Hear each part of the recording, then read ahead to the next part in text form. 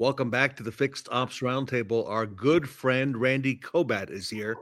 He is with Repair on Demand. He is both the president and the CEO, and here to talk with one of our great partners in reconditioning, Tully Williams from the Niello company. Gentlemen, welcome back to the Fixed Ops Roundtable. Thanks for having me, Ted. I know, Tully, you and I have talked about this several times, the difference between vendors and partners. And Randy, if it's okay, I want to come to you first. Why is it so important on the reconditioning process and the reconditioning side for a third party to be a true partner rather than just a vendor?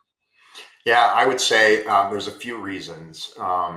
One is that based on our research, the average dealer today outsources 20% of the reconditioning process to a third-party vendor.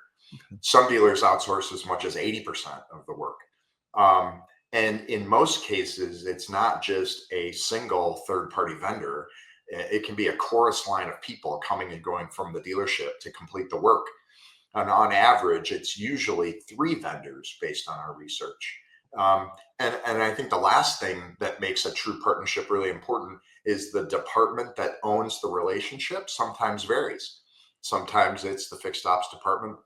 Sometimes it's the variable or the used car manager. So those 3 things create a lot more complexity than most people realize and can significantly impact your time to front line. Tully, I like how Randy referred to that as sometimes a chorus line. You want to weigh in on that? It is. I mean, I tell you, it can make or break your recon process. And, when you look at recon, it's all about the speed and quality. I'll say it's quality, and then I'll say speed. And it's very important. And I tell you, having everything together, not having 500 vendors doesn't work. I need 1 or 2 key partnerships to help us drive those used cars and recons, which then in turn drives what? It drives hours for the fixed ops department and drives that repeat referral business that we're truly in. Randy, let me come back to something that you mentioned just a minute ago. You said anywhere from 20% to 80% of the work handled by a third party during reconditioning for a typical dealer. Can you give us a little more detail on that number? Sure. It can significantly impact getting the car ready for sale. And where it really impacts is around clarity of purpose.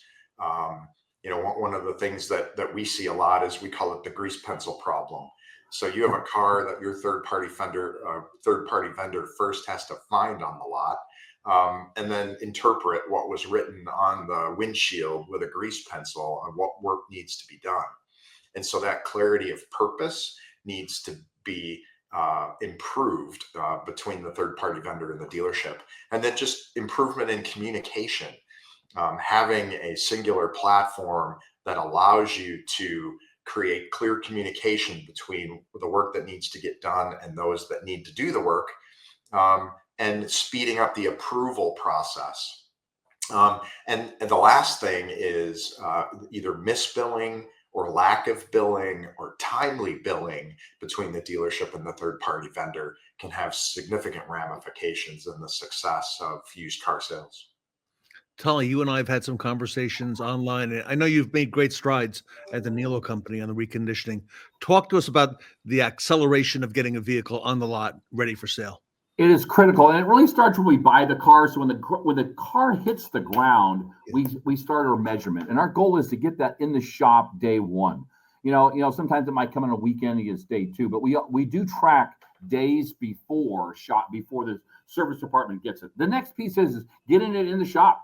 And, when we look at our stores, we do a pretty good job at it. Now, I tell you, it didn't start easy this way, and it's because we measure it. We measure the open RO rate, right? We've got to make sure that we're not open and closing ROs to trick the system either. But the goal is that did you inspect the car day 1, right? The mornings are inspections. Then you talk about repairings in the afternoons, right? Is there a parts problem? If you have a parts problem, we put that car aside. Let's get the other car in. But it's really, are you actively managing that? And a lot of times is that it's really your internal advisor that a lot of time is tracking all of those things. Oh, let's make sure we pay them on that as well. And guess what happens? Our job is now, we are under 3 days. Our goal is to get down to 2 days. That's all in. That's when we get the car. And that's doing the parts, that's getting the service, that's getting everything done and getting it out back to the used car department. And as Randy was talking about, those third parties of wheels and dents and dings and internal things can be a cluster at best. And most of the time, what does it do? The guy walks around, he comes in and says, here's a PO, I need 40 POs. And the guy share, and he scribbles right on off. But the issue is that, do you really know your quality of your used car when you buy it? Are you being taken advantage of? Are you billed twice for the same car because he didn't get time to do it and he tries to bill you again the next week? And it's really good to make sure that you have your third-party vendors that are on your side. Getting back to the speed, though, it's so important at your store when you have the used car is that, are we driving it through the shop as fast and at the highest quality possible? Randy, what are some common missteps that maybe you can point to that can happen if the dealer and the third party, I'll use the word partner, are not in alignment all the way through? One of the things that we see, and it's what Tully referred to as we call it idle time. So that time in between steps can really kill you. And one of the things that creates a lot of idle time is waiting for approvals. So you might have a blanket approval on anything up to $300 if it's a wheel or a ding or a dent. But if it's over that, sometimes that lack of communication can create a lot of idle time while your third-party vendor is waiting for approval to do the work. And what helps make that happen more effectively is really communicating on the same platform. A lot of people that we talk to are really proud that they've got a great WhatsApp group with their third-party vendors and their service department and their used car manager. But what you've now introduced is new technology that might be outside of the technician's workflow. And we have 16,000 technicians using our software every day.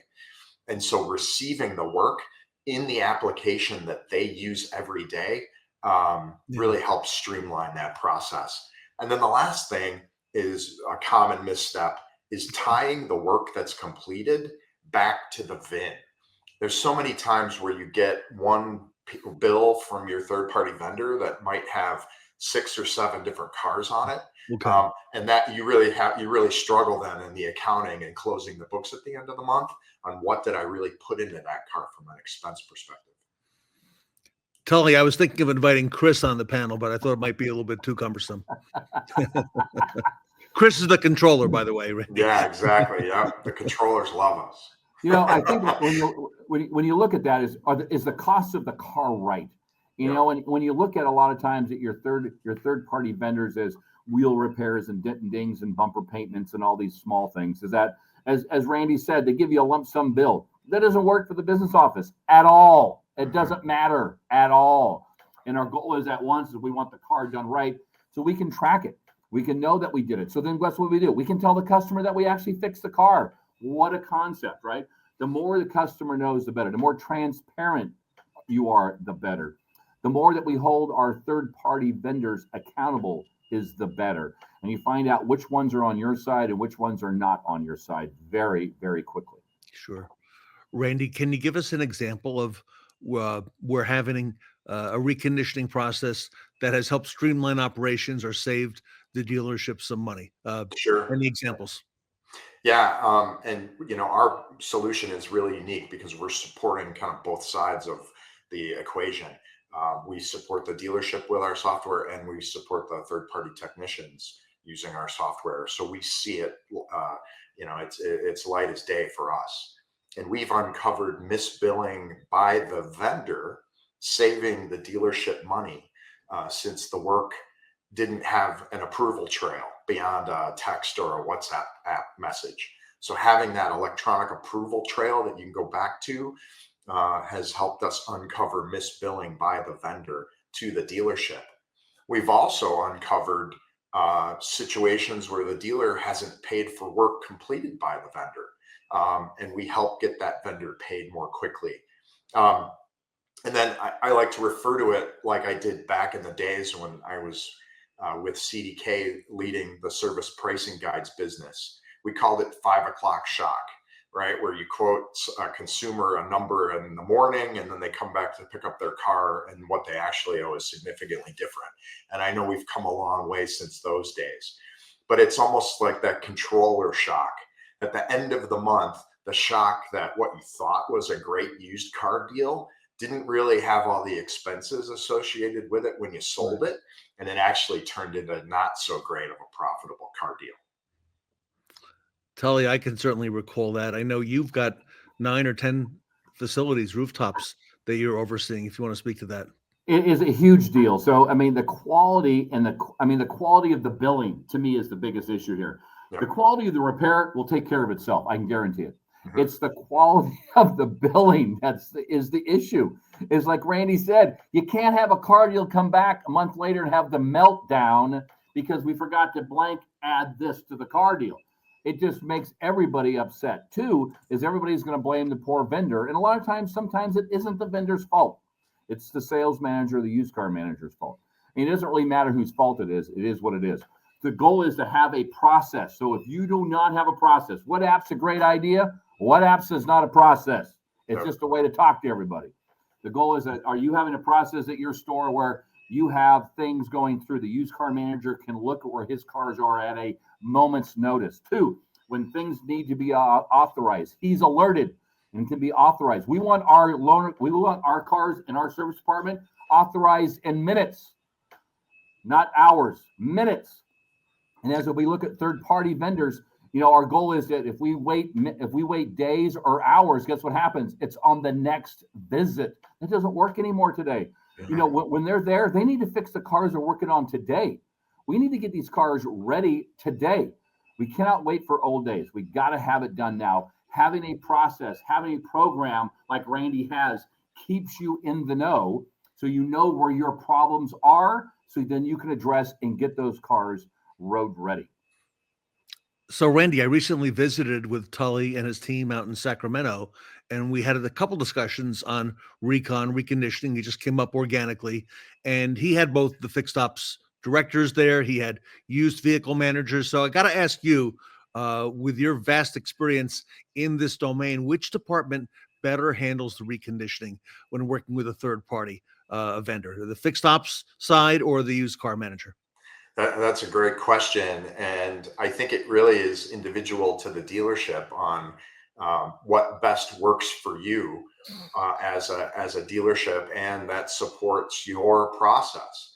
One of the things that we found through some of the research that we've done is, the not necessarily competing priorities, but the most important priorities for the different departments are important to understand.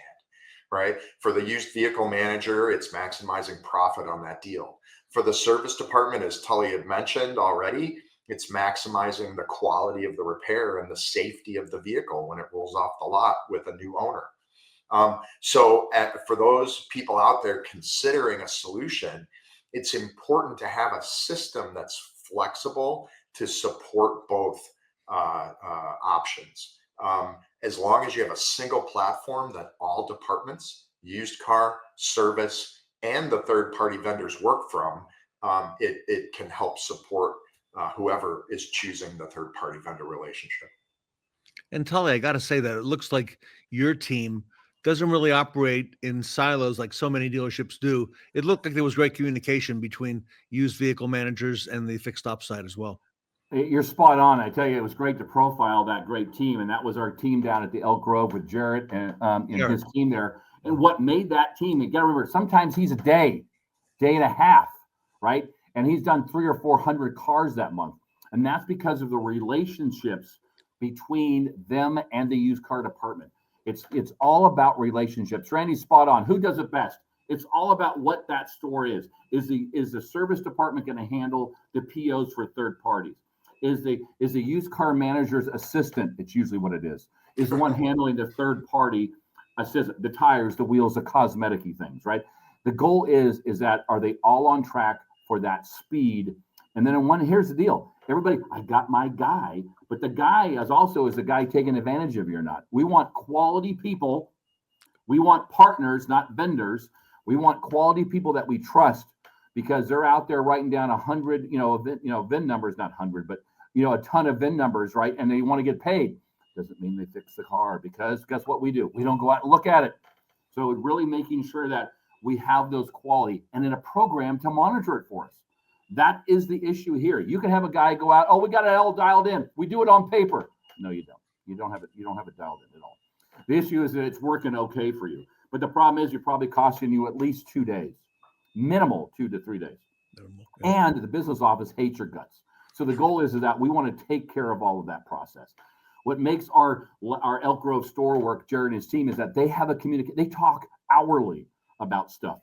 They already know if they can go ahead and fix it. We don't need to ask approval. I have authorization to do blank. All right, get the wheels done. The parts on back order for 2 days. Call the wheel guy. Get that guy over here to get the wheel fixed while we're waiting for the car in. This is where everybody working together. Don't go through it. You must do this. You must do this. You must do this. You're working together to find out all the holes, and you fill it up with all your third-party cosmetic things that get in there if there's a delay, so then the car ultimately can get out in 2 to 3 days. We're speaking today to Randy Kobat, the CEO and president of Repair on Demand, and Tully Williams, the fixed operations director at the Niello Company, 10 luxury European dealerships in the Sacramento, California market. Randy, if I can come back to you, let's go back to the prep. How important is the prep? For instance, a proper appraisal at the outset and diagnostic work to the overall success, and what's going to happen to that timeline and the timeliness of the reconditioning of the vehicle starting at the beginning? Yeah, it's absolutely critical. And understanding what might need to be done on the mechanical side early in the process really helps you set up, a more lean manufacturing approach, really understanding demand for time and parts to inform the supply. It helps you schedule the appropriate time that might be necessary in the bay to get the work done. It gives you foresight on what parts you might need, as Tully mentioned. You're going to have the brand of parts that is on your building for the franchise, but you might need to go find a Toyota part or a Ford part if that's not your brand. And it really helps you in advance schedule the appropriate vendors. So as you're waiting for that part to come in, you can get the wheel guy in here and take advantage of an agile process versus more of a step-by-step rote process. Tully, you want to speak to that as well? Oh God, I mean, it's all about the startup. I mean, Randy, you're spot on. If they under or overbid a car in the beginning, it's a disaster for everybody, right? The goal is that we just want it done right. The appraisal is such an issue here, is that because of an appraisal and we know that the car needs something, it speeds the process up, because here's the deal. We already have a yes answer when it goes into the recon process. We already know that the wheels need to be done. We already know that the seat is ripped. We already know that the water pump's leaking or it needs tires, right? These are things that drive it. What I just said right there saved us 4 days, knowing that when we bought the car right. That's what it's all about, right? And having a process and having a program to help track it. So now when that car gets bought, the service department knows brakes and a water pump. We know that we have a seat that's ripped and we have a wheel repair. We already have called that guy up and said, we have a delay on the water pump for a day. You need to be down here doing the wheel repair so the part comes in the next day.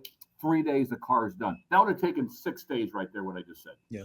And we get it down to 3, and guess what? Everybody's happy. Everybody's happy. But there has to be a process in place to track it all, because what I said is completely confusing if you don't. Yeah, and that big black hole or unknown is becoming much more transparent as you see the more broad use of our products like our Blue Driver OBD2 product. So you can walk around the car, you can see the dent, you can see the tear in the upholstery, you can see the wheel. What most people haven't been able to see and uncover is the mechanical operation of the car and what might need to be repaired. Or quite frankly, did the consumer buy one of these OBD2 products off of Amazon for $40 and turn the check engine light off before they brought it in to trade it in? Yeah. That kind of information is now more readily available, creating more transparency and a more accurate appraisal opportunity. Amazing. And attributed to the success that you've had, Randy, with this Blue Driver and with your success in reconditioning. And like you said, the transparency in the process, it's kind of amazing to see where it's gone and where it will go.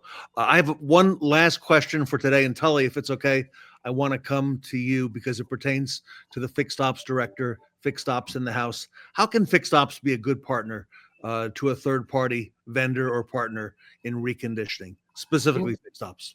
So I think that, them talking to each other and communicating, having them come over and talk versus just yelling at each other and trying to blame each other for everything. I mean, that's what really is what happens. They're trying to bail themselves out of a situation, right? And then that means that situation has gone to worse. And now all of a sudden you have a bad relationship. The goal is that they have to realize that our job is to get the car fixed and get it fixed right. And the best thing a third-party vendor can do, and a service manager or a used car, say an internal advisor that's in charge of that, should be talking to those people on a daily basis, or when they're on the lot, if they're on the lot twice a week or 3 times a week. The goal is that the more communication you have with those people, the smoother things are. Because he can walk up and say, "Hey, Tully, how you doing? I got 5 cars for you, bro. Okay, I got these cars here. I'm doing this on that car. Okay, I'm gonna go check on that car, that car. I'll come back to you. I'll get approval from the used car manager. Okay, I have a water pump ordered in that. Once you start on that car there, guess what happened? You just made this third party's life so much easier. Now he comes on the lot. He knows I'm gonna go talk to Tully, and I know exactly what I'm gonna do. And then I get to work and get paid and move on. That's what he wants versus coming in like, I hope to hell they give me something. I hope to hell I get paid. I hope to hell that I get a yes answer, right? That's what happens most of the time.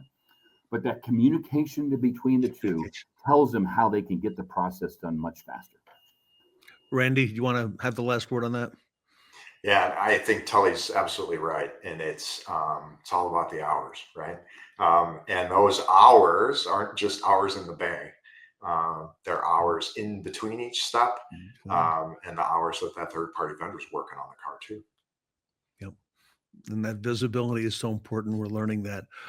Randy, a little bit about Repair on Demand. You're everywhere. You're embedded into other programs. I know you're in Tully's dealerships. Tell us how you work with dealers and how our audience can go about learning more if they don't already know. Yeah, so we've got a variety of customer types, dealers being a large component, but we also do business with the major auctions. They use our Blue Driver product to put diagnostic data on the condition report. We also partner with third-party vendors, and we have a network of technicians that actually go out and do inspections on behalf of the third-party vendors and the auctions today. And then we also have our software businesses where we're selling reconditioning software to dealerships called Repair 360.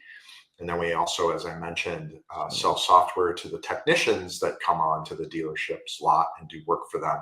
And that is our Mobile Tech RX product that's focused on small PDR type vendors, as well as Recon Pro, which is the technician software that supports a wide variety of job types and is more of an enterprise grade product that a large reconditioning company might use. So if I'm watching this today in the audience, best place to go and learn more, would that be repairondemand.com? Repairondemand.com. You can begin to learn about each of those offerings and our company. And then we also have links directly to more detailed information about all of our products. Randy Kobat, everybody. He's not new in this industry. Randy has deep roots, been around a long time, and has put this together over a long. You saying I'm old, Ted? Well, I think you and I, and maybe Tully, are vintage. How about that? Vintage, yeah. Yeah, my first year in automotive software was 1999. So okay. It's been 25, almost 26 years now, with Cox Automotive for 9 and CDK for 10.